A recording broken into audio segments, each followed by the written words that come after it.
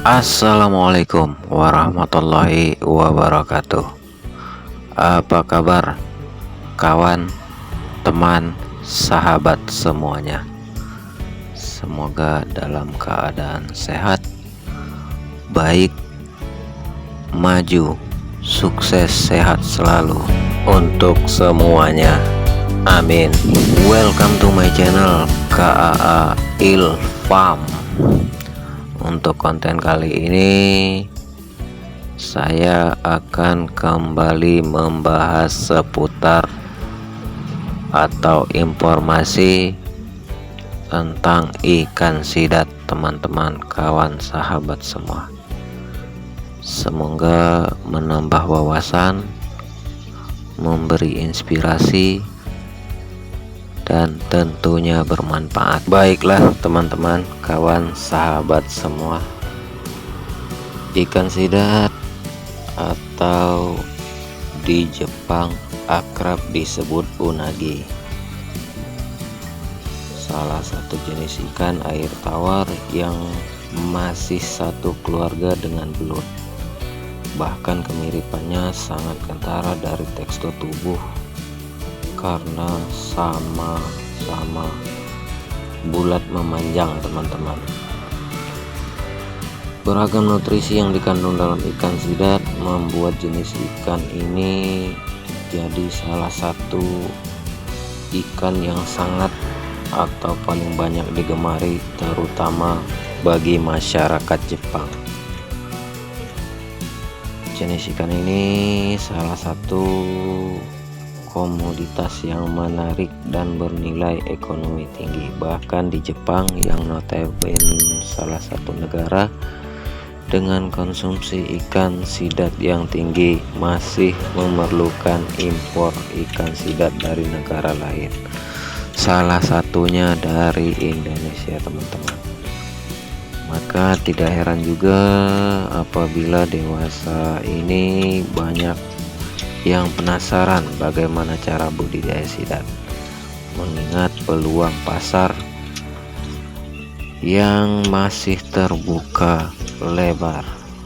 Nah, agar tidak penasaran teman-teman bagaimana cara budidaya sidat tersebut, di sini saya sedikit merangkum dari berbagai sumber cara budidaya sidat yang tepat dan perlu diperhatikan langkah-langkahnya.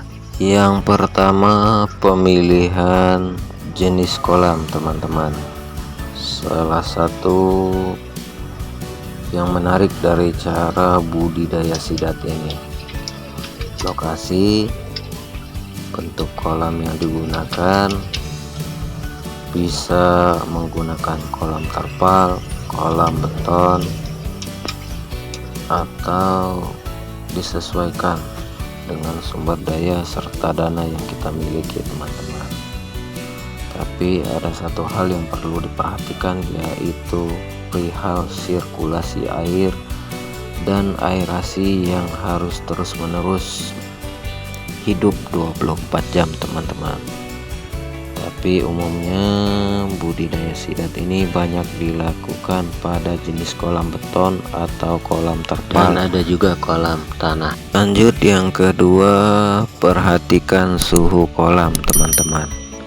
Setelah menentukan jenis kolam yang akan digunakan, cara budidaya sidat agar efektif perlu memperhatikan suhu air kolam. Yang ketiga, teman-teman, sesuaikan kadar pH air atau tingkat keasaman air kolam untuk budidaya sidat agar pertumbuhannya optimal ada pada angka pH 7 sampai 8, teman-teman. Mengapa pada kisaran tersebut? Karena pH kurang dari 7 tidak cocok untuk budidaya sidat, teman-teman semuanya. Kalaupun ingin mendapatkan pH sesuai yang direkomendasikan, perlu proses oksidasi yang bisa mengurangi kandungan oksigen di dalam air. Next, di urutan keempat, teman-teman, Perhatikan kadar oksigen terlarut di dalam air, teman-teman. Kadar oksigen terlarut di dalam air yang maksimal adalah salah satu faktor penting agar cara budidaya sidat bisa mendapatkan hasil yang maksimal. Lanjut, untuk yang kelima adalah penyiapan bibit. Mendapatkan bibit ikan sidat sangat tidak mudah, teman-teman. Hampir sebagian besar sumber bibit sidat berasal dari tangkapan alam, karena sampai saat ini belum ada yang mampu memijahkan bibit sidat ini layaknya ikan-ikan pada umumnya. Lanjut, yang keenam, teman-teman, yaitu proses penyiapan pakan. Ada berapa jenis pakan sidat, yaitu pakan alami berupa cacing sutra, khususnya untuk glass eel ya teman-teman. Bisa juga menggunakan artemia. Pakan alami lainnya bisa berupa cacing tanah ataupun yang lainnya. Di samping pakan alami, tentunya ada juga pakan buatan, teman-teman, kawan, sahabat semua, yang bisa kita gunakan, yaitu berupa pelet atau pasta khusus untuk ikan sidat. Namun yang paling utama untuk pakan buatan ini, teman-teman, atau pakan dari racikan kita sendiri, itu harus mengandung protein 40% minimal, teman-teman. Jika lebih dari 40% itu lebih bagus. Ini berguna untuk memaksimalkan pertumbuhan dan perkembangan ikan sidatnya untuk mencapai ukuran konsumsi. Selanjutnya adalah tahap pembesaran, teman-teman. Proses tahap pembesaran pada ikan sidat tentunya ditempatkan di tempat khusus pembesaran ikan sidat ya teman-teman. Tentunya dengan ketinggian air yang berbeda. Contohnya seperti glass eel, ketinggian air bisa mencapai maksimal 30 cm atau 50 cm, teman-teman. Lanjut di fase berikutnya, yaitu elver.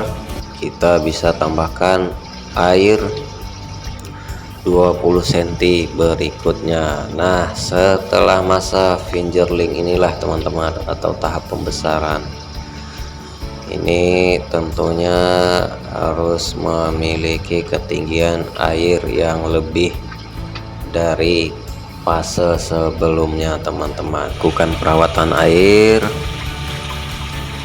lakukan pemberian pakan secara rutin, lakukan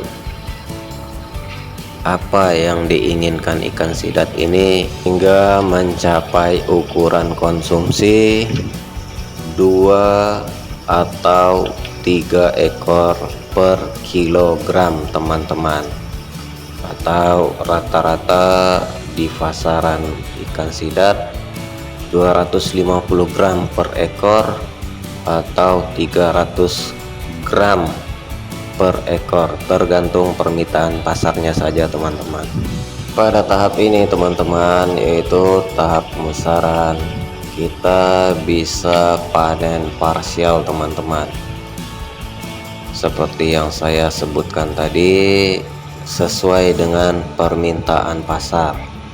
Enjoy, teman, dan mohon dukungannya untuk berkembangnya channel ini ya teman-teman, kawan, sahabat semua, agar channel ini bisa berkembang dan memberikan informasi serta bermanfaat untuk yang lainnya, tentunya dengan cara subscribe dan nyalakan tombol loncengnya.